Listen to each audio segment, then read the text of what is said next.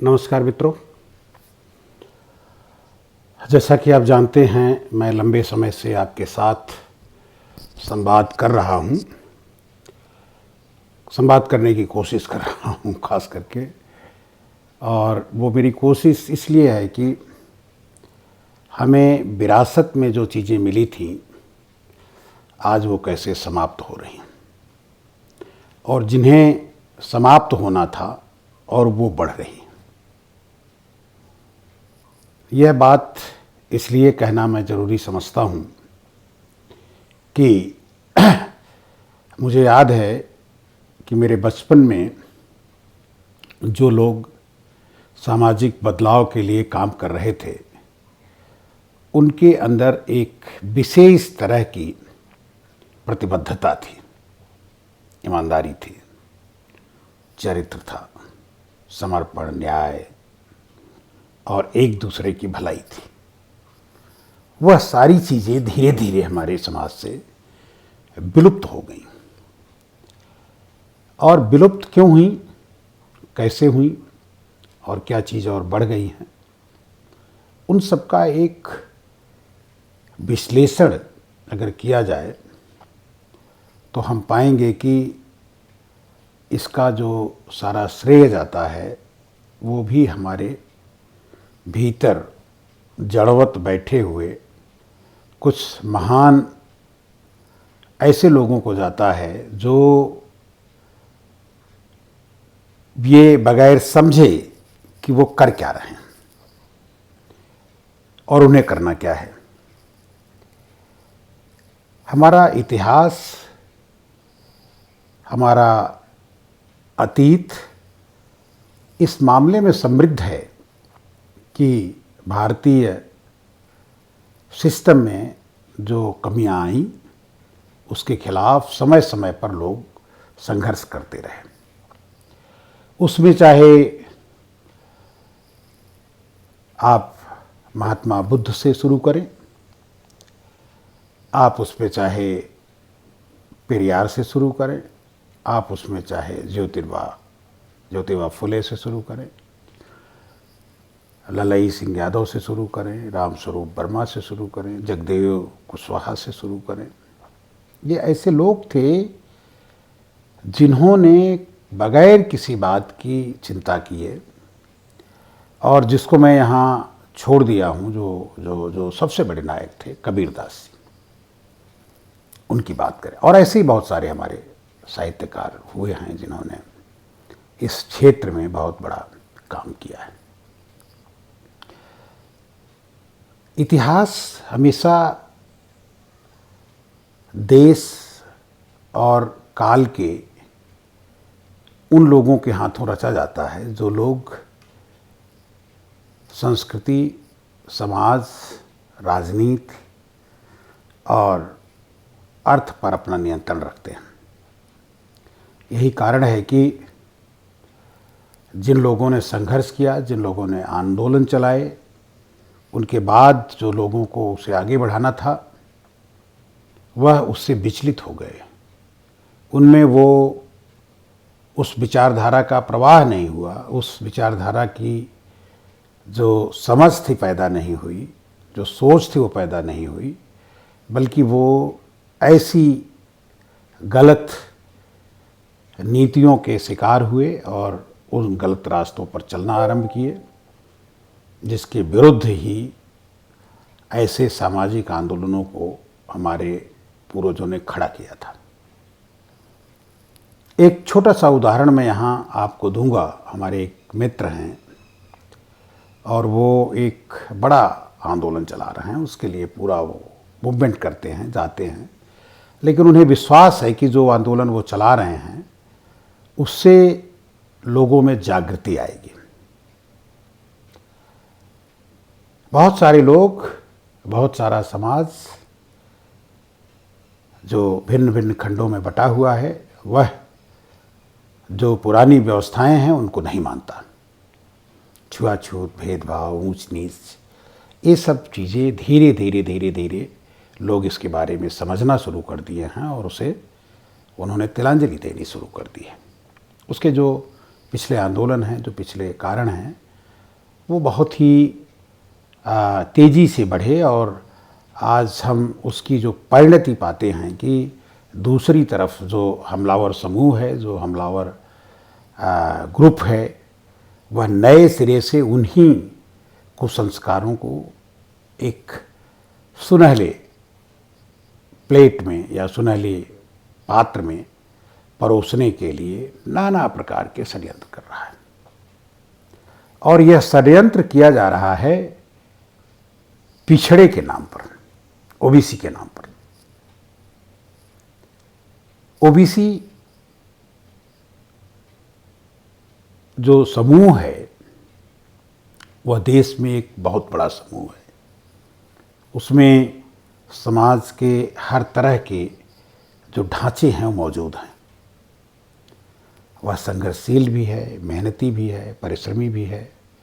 उसकी भिन्न भिन्न जो जातियां हैं वो भिन्न भिन्न प्रदेशों में अपनी मेहनत से अपना अस्तित्व बनाए हुए हैं और निरंतर विकास कर रही हैं। लेकिन इन अन्य पिछड़े वर्ग के लोगों को जो सत्ता, शिक्षा, नौकरियां, प्रशासन, न्यायपालिका, पत्रकारिता इत्यादि में जो सहभागिता होनी चाहिए वह बिल्कुल नहीं है। बिल्कुल कई जगह तो शून्य जैसी है।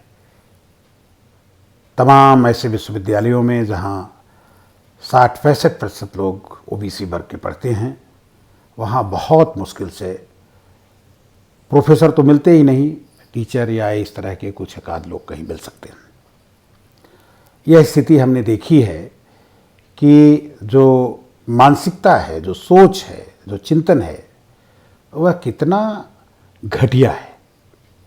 क्योंकि जिन लोगों ने वर्ण व्यवस्था को एक जीवन पद्धति बना रखी है, एक अपनी संस्कृति बना रखी है, जो इस बात को मानते हैं कि वर्ण के अनुसार ज्ञान वगैरह वगैरह वगैरह वगैरह की बात आती है, तो वो लोग किस तिक्रम से और किस तरह से तमाम संसाधनों पर काबिज हैं, वह अजीबोगरीब है।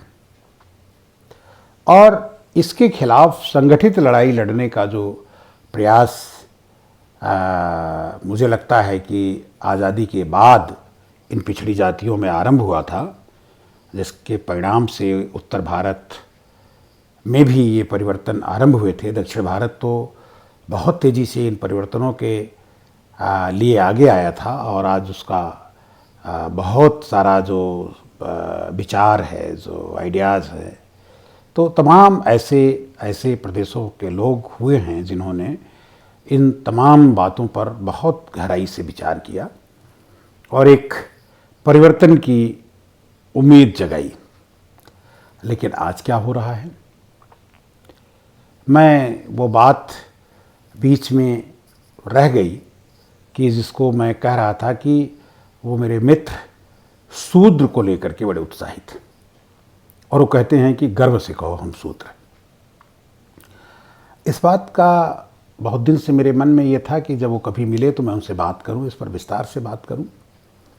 एक दिन वो आए, मैंने उनको घर पे आमंत्रित किया और मैंने उनसे आग्रह किया कि मैं आपका एक साक्षात्कार करता हूं और ख़ास करके जो आपका आइडियाज़ है उस पर बात करता हूं। मैंने उनके विचार जानने की कोशिश की, जो यूट्यूब पर उपलब्ध हैं, मैं आपको बता दूंगा, लिंक यहाँ लिख दूंगा। तो बातचीत में उन्होंने यह तो स्वीकार किया कि ये जो शूद्र है, ये हमारे समाज में लोग इसको स्वीकार नहीं करते, मानते नहीं। उनका ये कहना है कि चूँकि मैं फला जाति का हूँ और मैं अगर अपने नाम के साथ शूद्र लिखूँगा तो लोग शूद्र लिखने में और साथ आने में, जुड़ने में संकोच नहीं करेंगे। अरे भाई, मैंने उनसे पूछा कि शूद्र ही लिख करके क्यों आप जुड़ने की बात कर रहे हैं?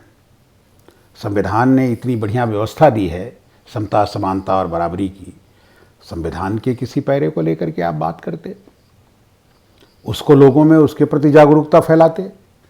ये तो एक तरह से उसी पाखंड का एक अंग है जिसको समाज को बांटने के लिए, समाज में ऊंच नीच, भेदभाव, विभिन्न जातियों में अलग अलग टुकड़ों टुकड़ों में वर्गीकृत करने का ये षड्यंत्र है, तो इसको आप प्रचारित करेंगे तो इससे कैसे आप उससे छुटकारा पाएंगे। उनका विचित्र किस्म का कहना था, बहुत सारी बातें वो कहते रहे। ग्लानि तो हुई उनको कि वो कहीं ना कहीं इस मार्ग पर जा कर के जो आंदोलन है, जो मूल आंदोलन है, जिससे जो बदलाव की जो हमारी संवैधानिक जो हमारा संविधान है उसको कहीं लाभ नहीं पहुंचा रहा है, बल्कि ये तो उसी ब्राह्मणवाद को, पाखंड को ही लाभ पहुंचाएगा। लेकिन अब उसको स्वीकार कैसे वो करें। तो पूरी बातचीत में यह बात तो आई है कि उन्होंने महसूस किया है कि मैं फला जाति से हूँ, इसलिए मैं शूद्र लिखूंगा तो और लोग भी हमारे करीब आएंगे, जुटेंगे। तो हमने कहा फिर आपके करीब आएंगे तो आप क्या करिएगा, उससे क्या हो जाएगा। वो सब बातें अपनी जगह हैं और उनकी बातें निश्चित तौर पर वो एक इस अभियान में लग करके अपना बहुत समय दे रहे हैं। तो मेरी समझ में आया कि ये सब चीज़ें तो लंबे समय से चलती आई हैं, लेकिन जो हमारे बहुत सारे ऐसे मिशन जो निश्चित तौर पर क्रांतिकारी थे और उसमें बदलाव की बहुत सारी संभावनाएं थी, उसको छिन्न भिन्न कर दिया गया है। अर्जक संघ के तो शुरुआत करने वाले माननीय रामस्वरूप वर्मा जी का आज निर्वाण दिवस भी है। इस अवसर पर इस बात को मैं कह सकता हूँ कि उनकी जो चेतना थी, उनका जो पूरा सांस्कृतिक परिवर्तन का आंदोलन था, वह उसी पाखंड से हटा करके लोगों को नए विचार, नए विकल्प देने का अभियान था। और वो चला, उसको लोगों ने चलाया, उसको उसी की वजह से तमाम जगह पर उत्तर प्रदेश में, बिहार में और अन्य प्रांतों में भी उसके समर्थक हुए और तमाम ऐसी पाखंड की रीतियों, नीतियों को लोगों ने छोड़ा जो देवी देवता और तमाम इस तरह के उनके चक्रों में फंसा करके लोगों को लूटा जाता है, उससे लोग निकले। लेकिन आज की हालात में जिन हाथों में नेतृत्व गया है, उन लोगों को कतई इस बात की चिंता नहीं है कि जब तक सांस्कृतिक परिवर्तन नहीं होगा, जब तक सामाजिक बदलाव नहीं होगा, तब तक आप राजनैतिक बदलाव की परिकल्पना आपके लिए मात्र कल्पना हो सकती है और उसका कोई आधारभूत स्वरूप बनेगा नहीं। राजनीति सांस्कृतिक बदलाव के लिए आप अगर उसका इस्तेमाल करना चाहते हैं तो आपको सांस्कृतिक बदलाव की बातें सोचनी होंगी, करनी होंगी। और यह सब चीज़ें हमें हमारे बुद्धिजीवियों में शुरू करनी है। इसीलिए मैं बार बार आपसे छोटी छोटी बातें बीच में कर रहा हूँ। आप जुड़ेंगे तो इस पर हम लोग विस्तार से और इसे और व्यापक रूप में बात करेंगे। तो आज मैं अपनी बात यहीं समाप्त करता हूँ, फिर आपसे बात करूँगा। धन्यवाद, नमस्कार।